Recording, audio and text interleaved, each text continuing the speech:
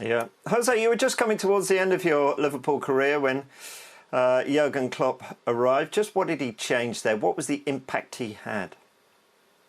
He changed so many things from the start.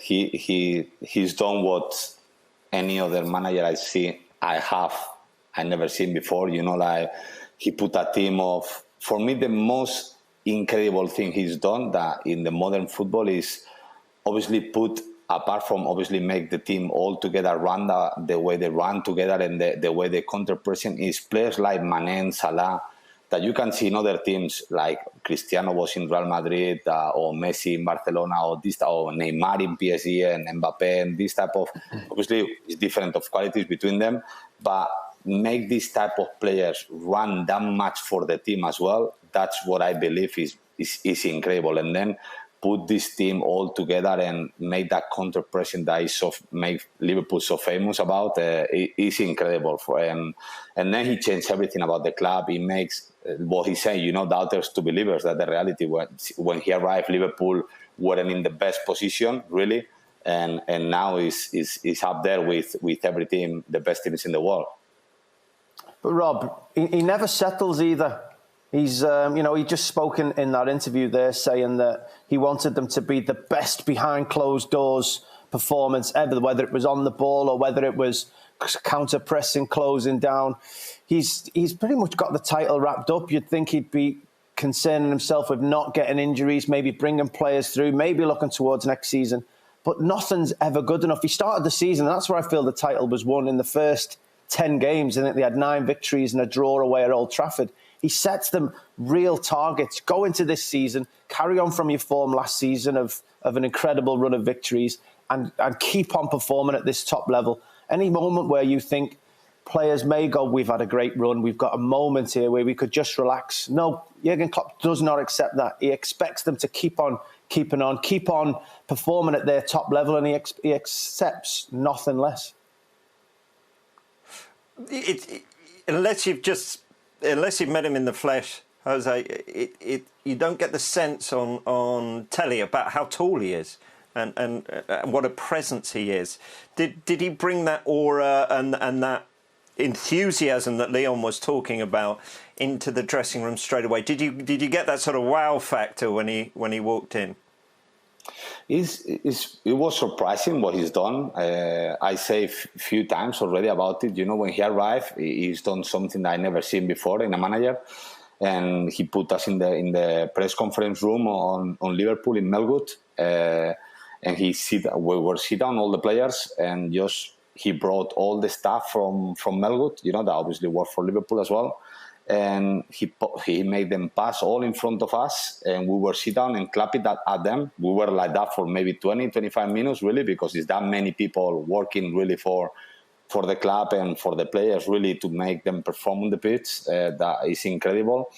And then when the last one passed, I remember we stopped clapping, and he just said, "Look at these people.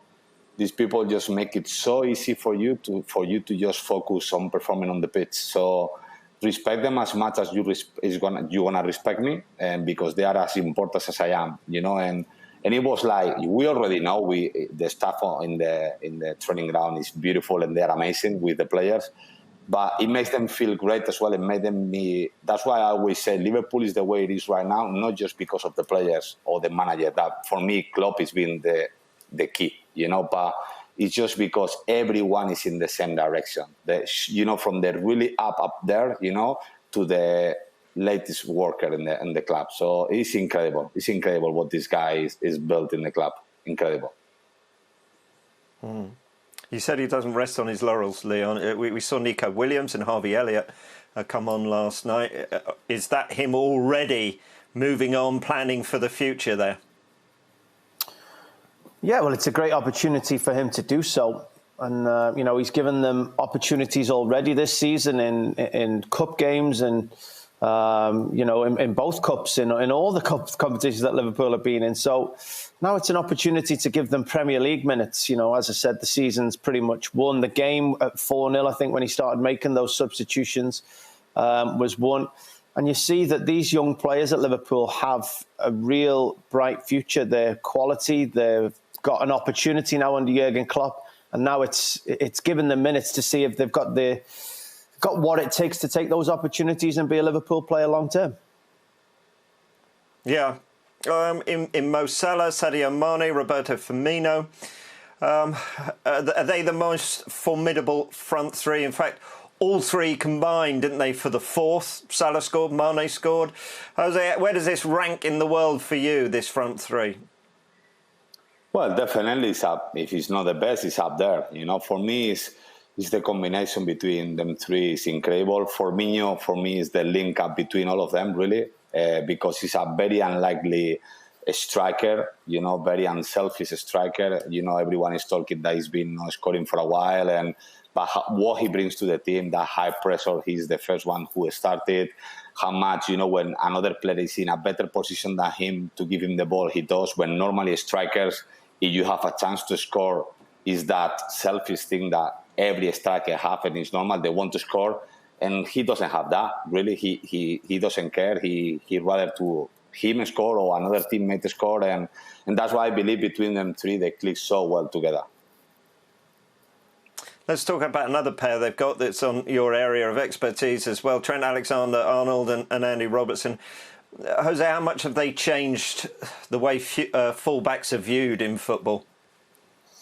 For me, first of all, they are the best two fullbacks in the world, in my opinion. They completely different fullbacks. But you can see yesterday, I know everyone was saying man of the match was Fabinho because of the assist and how good he did, apart from the goal as well, and he did an amazing. But sometimes fullbacks, they are not valorated as much as they should. Obviously, they've been valorated in Trent because he's giving so many goals and assists as well, and even Robertson as well. But Robertson yesterday, after 3 months and something, because obviously he didn't play against Everton, without playing, I want to see how many kilometers this guy did in the game, how much push that line on the left side, you know, and push them on the left side, you know. So he's such an important player for the team, you know, and that's one of the areas that I believe Liverpool need to strengthen the summer, because if Robertson gets injured for a long period of time, that hopefully he doesn't, we want to miss him a lot, and we need someone there that can step up and cover him. Obviously, it's not going to be as good as him, but someone that can replace him a bit, you know, and try to don't miss him as much. Well, things you brought it up. Let's explore it. Leon, let's come to you. How surprised were you that Timo Werner they didn't actively chase him as much as Chelsea did? And where do Liverpool need to strengthen this summer for you? Well, Liverpool have got a problem in the fact that, you know, the top players want to play football. And if Liverpool are going to go out and try and sign someone and he's got to compete with the front three Liverpool already have or the defensive unit that Liverpool already have, they know they're in for a real challenge. You know, we spoke about why Spurs couldn't seem to get a second striker because we all know Harry Kane's going to play all the minutes. So whether that was part of the conversation of Timo Werner, I don't know exactly. Whether he felt he'd get more minutes at Chelsea. Again, I'm not privy to that conversation, but I do think that's an issue Liverpool are going to have. They're going to have to strengthen.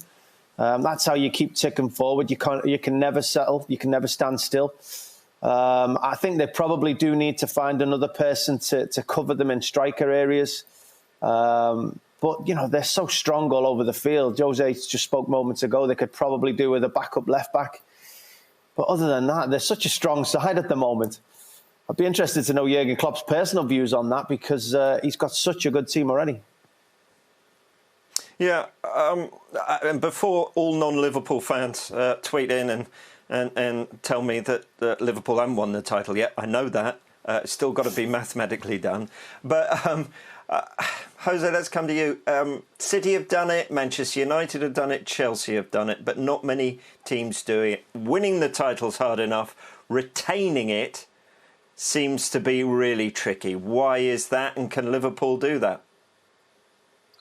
Well, Osman can tell you that as well. As a player, it's the same. It's very difficult to make it to the top of the league, you know, to play in the Premier League, and then to stay in the Premier League as a player is difficult. So it's the same as a team. To win titles is very, very difficult, but to win every single year, keep winning things, more and more difficult, and more in the Premier League, because at the end, like you could see, Chelsea already spent so much money in 2 players for next season, so they're already gonna try to be there. Manchester City, that they have already an amazing team. You know, United probably is gonna sign big players, obviously, because they want to get up there again. So if it's like we say, at the end, is you have to keep spending. Try to, obviously, it's very difficult, like we were talking about, bring some people in with this starting lineup, really, that wants to come and know it's gonna be a sub really from the start. But that's the key for Liverpool to keep winning things in the next few years, in my opinion. They need to strengthen a little bit more the squad, because when one of the starting lineup players is not the lineup, you feel the difference. And to win titles, you need to have a even better squad than they already do. I believe it's just, in my opinion, the left back position that I said before, and probably someone in the front three that can cover one of them, definitely.